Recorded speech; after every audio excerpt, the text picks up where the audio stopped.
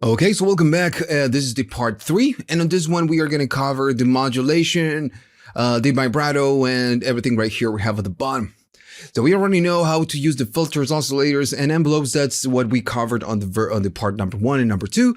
So if you didn't watch them, maybe you should, and if you want to really know what's going on right here. Okay, so let's start with modulation. Of course, the modulation that we get on the hardware was pretty limited, right? We can do a certain amount of things, and that's it. It's pretty hard-coded. We cannot do whatever we want or modulate whatever we want. That's, how the real hardware synth works. And that's what we get right here. Now, we can do a much more advanced modulation on the advanced, but we're going to get there later. So how this works? So I'm going to go and always start from a template default, okay? And we're on the oscillator number 1, and we are using a saw, right? So we get that sound. Pretty simple stuff.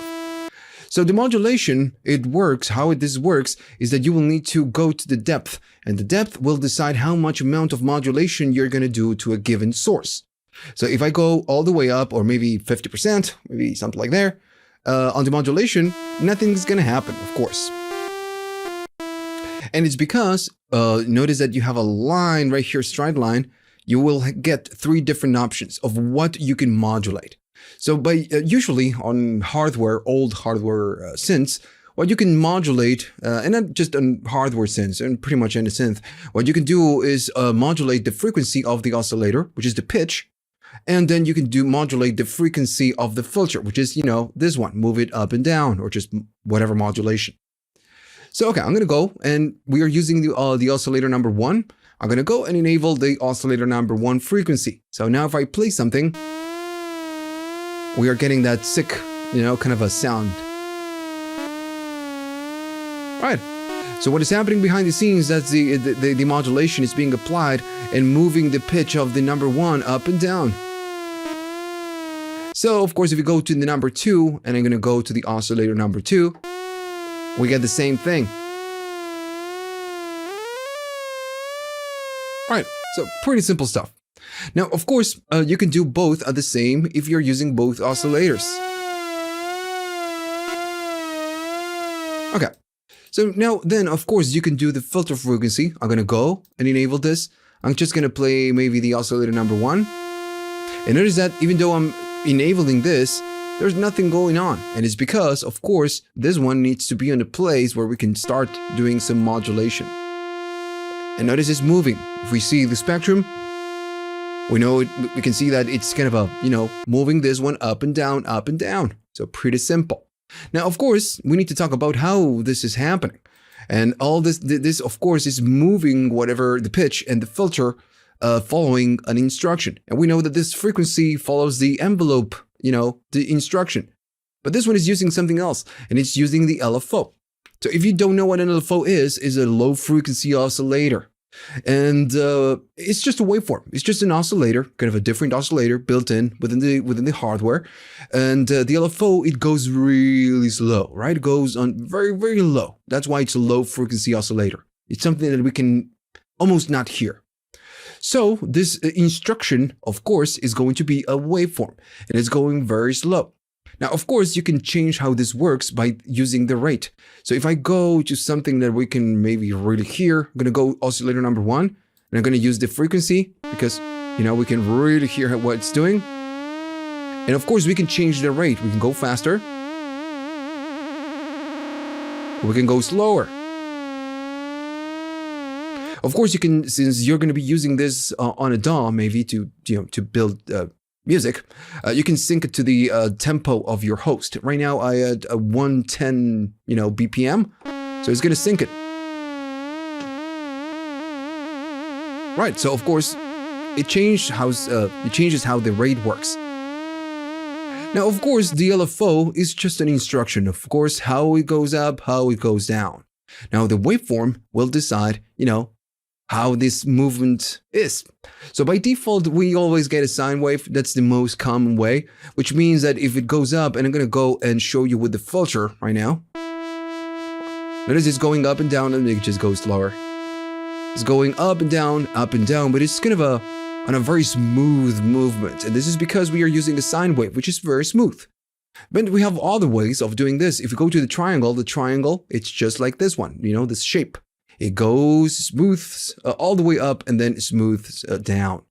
So we almost get pretty much the same sound, just a little bit different, but it's very similar. And that's the motion we are doing. Now, of course, the other ones are a little bit different. Notice that the saw looks, it's very different. It gets smooths all the way up.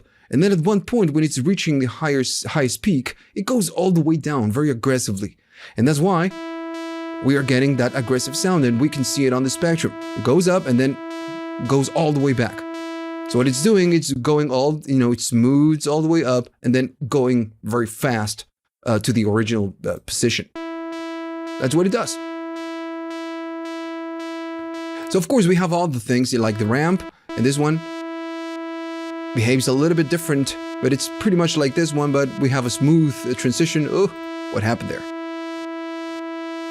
And then we get the square, and the square is always like an on and off kind of a motion, because the square looks like this, is on and off, on and off. So then we get the sample and hold, and sample and hold is a way of doing, is a way of random. So notice that we don't get a very specific point, it's going up, down, and it's using a square motion, goes up and down. But again, it's random. And that's why we get, since it's a square, it's very hard. Notice that we play something and it's, of course, doing random, but the transition between each movement, it's very hard. So we get the same as sample and hold, but it's going to smooth that transition, you know, when changing positions. And that's all the waveforms. So of course they are very classic waveforms, and they just get the job done. Okay, so then you have something called key trigger. And this is something that you get pretty much on every single synth. And this is how the LFO is gonna behave. And maybe let me just show you maybe with the frequency. You know what? I'm gonna go and show you with this one, with the frequency of the cutoff, not the oscillator frequency. So now we have a. Let me go to a saw. You know, something a bit more aggressive. And notice that, of course, if we go up on the depth, we're gonna get much more, right? Okay. So notice I'm pressing a key, and every time I press a new key, and take a look at the spectrum, the movement never changes. It's going always, you know, following that saw, up, and then going back. But the movement never changes, even though I'm just pressing different keys. It doesn't matter. It's a constant movement, and this is how an LFO works. Is a constant movement, is it always in the constant motion, and it doesn't matter we are playing different keys, it will never change. It's constantly going and doing whatever the saw does. Now the key trigger, it means that the LFO will restart every time I press a new key. So now it's not a constant motion. It will listen to each key I'm playing and restarts. Notice that the spectrum looks a little bit different now. And it's because the LFO now, every time I press a key, is restarting. So it starts from the, you know, start of the shape. If we're using a saw, and this is a saw, it starts from here. If we disable this, it starts from whatever the point of the LFO is, you know, whatever point in time this LFO is. But now the key trigger will always start from the beginning of the shape. And that's the difference. Now, of course, then we have the other mod, which is the depth 2, and this is the second modulation we get, and it works exactly the same than this one. The only difference is that we can modulate different things, right? That's the difference. If I turn it off, nothing happens. If I go all the way up, nothing happens, but we need to enable something. And the first thing we can do with this one is the oscillator number 1 pulse width modulation. If I go to square right now, maybe go here and enable, now we are getting a modulation on the pulse width. Of course, if you want to do the number 2, if you're using the number 2, we get the same thing, right? We are just doing a modulation on the oscillator, on the pulse width. Let me go to something more, you know, nice. There we go. All right. So that's it. You're just doing a pulse width modulation. You're just modulating that. And the last option is going to be the volume. So if I go and enable this and play something, maybe something not, something a bit more nicer. Let me go to the oscillator number 1. Notice we get something. And if we take a look at the spectrum, it's going kind of up and down. That's what it does. Goes up and down in volume. That's why it's volume. Now, if you think about this, since it's going up and down in volume, this is called the tremolo. That's what a tremolo does. It goes up and down with the volume. Just mess with the amplitude. And maybe you're thinking, okay, well, it's a vibrato. No, vibrato and a tremolo are different things. And this is something that Fender, I guess Fender was the the company that messed this up. Whenever they released amps, I believe it was Fender, they used the amps and they give you, you get this amp and now this amp can do vibrato. Or maybe whenever you use the Floyd Rose of a guitar and they say, okay, this guitar has a tremolo. Well, it's not a tremolo, it's just a vibrato. Because the vibrato, what it does, it will do this up and down motion, but with the pitch, not with the volume. And we can really hear this, we can see this right here. It's going up and down with the volume.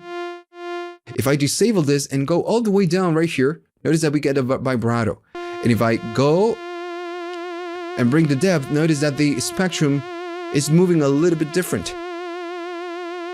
So we hear this movement and sometimes we think, oh, it's a tremolo. No, it's a vibrato. It's moving the pitch up and down super fast. Or maybe we can modify the rate right here. So this is what the vibrato does. It's not a tremolo.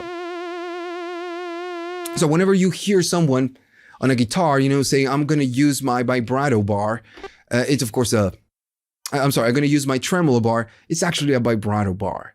But that's okay, that's what would be the word misconception that we've been using for ages.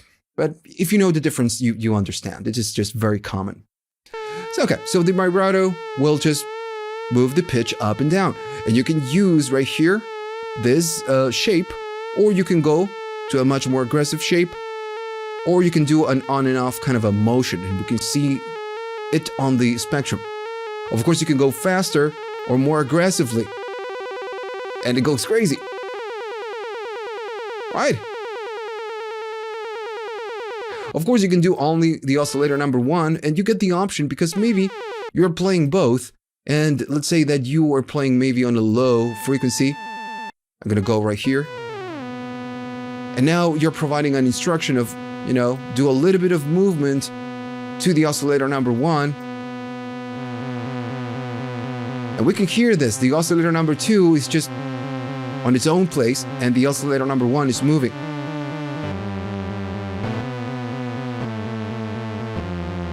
Right? So that's why, of course, you get the option of enable or disabling, one or the other one. Okay, so I'm going to go back to default. Right there, default. And now we're going to talk about the arpeggiator.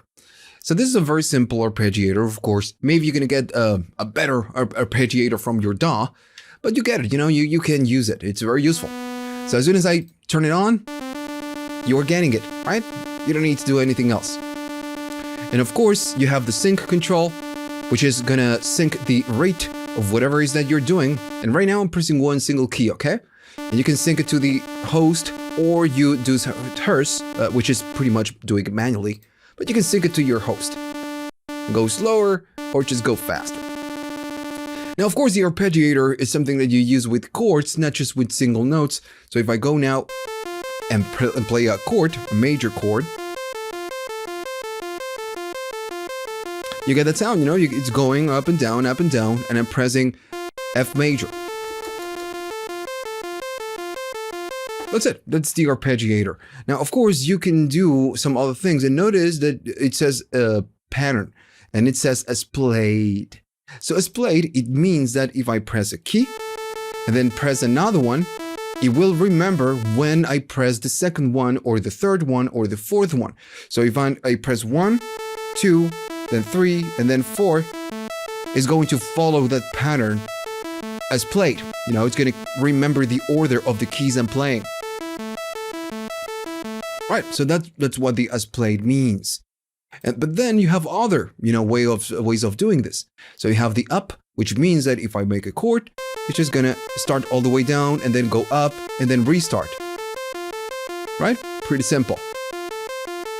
And always making an F chord. So then, of course, the F, it means that it starts here, then go here, and then starts all over again. And the loop repeats and repeats and repeats. That's how it works. So then you get the down, which means that instead of whenever you make let's say an F chord, instead of starting from F, it's going to start from the last key and then go down and repeat and repeat and repeat. Right, pretty simple. So what are the other ones? Well, the up and down is just pretty much the same thing, but it's going up and down. So it's right, so it's just going up and down. But then you get the other one, which is up and down too, which is again just a little bit different. And notice that it's still going up and down, but it's repeating the first and the last note, right? And I'm making that F major chord. So it will just play the last and the first note and the last note of the loop one extra time. That's what it does. And then of course you get random. And random, it's just random. You're gonna get a different order every single time. Every single loop. Alright, so then you get the other option right here, which is the octave. And for now, I'm gonna go into up. So the octave, it means, and you can do 6, which is super cool. So the octave, it means that, of course, when you play, you make a chord, right? It's going to loop over and over and over the same chord, or whatever it is that you're doing. So when you go to the octave, it means that if I play a chord, the first loop, the first time it repeats that chord, is going to do it on the same octave you're playing. But if you do 2, let's say, the next loop is going to be 1 octave up. So now if I go, let me just show you, take a look at the keyboard. I'm going to go and play that F right here. Can you see the keyboard there? This is one of the things I hate from Arturia synths, is that you can almost not see the keys. So I'm going to go and make a chord. And first it's going to play, the initial, octave. And the next one is going to be 1 octave up. And then it will restart the whole loop. So that's what it's doing. The second time it's doing the loop is going 1 octave up. And it's playing the same thing on a higher octave. And it's the same rule. If I do 3 or 4, in this case I'm going to do 3, so it's going to go 2 octaves up. So what happens if I go up, go further? If I go to 6, it's going to go 6 octaves up, which is going to be crazy. Not even dogs or cats can hear that. But it's really great, it's good that we get that range. So I'm going to go back to default again. And again, that's what the arpeggiator does. It's very simple. It's a very simple one. But it's good. If you want to do something simple, you just get it. It gets the job done. Then I'm going to talk about the Portamento, and this one is super simple. If I press a key and go up in time, this is the glide control, right? This is the classic glide. I press a key and then press another one, and it's going to slide to that note.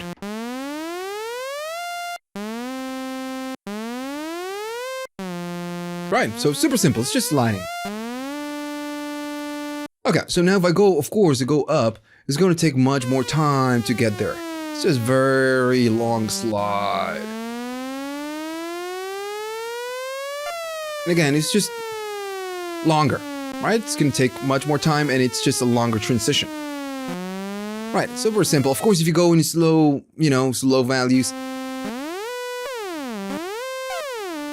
it's just a little bit faster. Okay, so pretty simple, pretty simple stuff. Then you get the quantize, and this one is it's not something that you get on any synthesizer.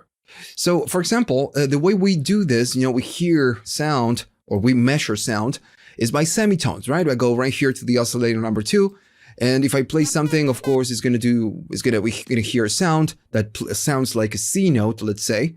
And then if we go up in semitones, What we are doing is just changing the place where that sounds on the frequency spectrum. Because we need a way of, measuring this. And we do it by semitones. Right. So the quantize, notice if it's off, when I do a glide, it's kind of doing a smooth, and let me go to a higher value. I'm going to do this glide, and it's just gliding, but it's a smooth transition. And if we take a look at the spectrum, it's not stopping, it's just smoothing all the way up or all the way down. So it's not using semitones, it's just going through all the positions on the spectrum. It's not using semitones as an instruction. So the quantize, it will just do that. It will use semitones to move, and we are going to hear a more stepped transition when it's gliding.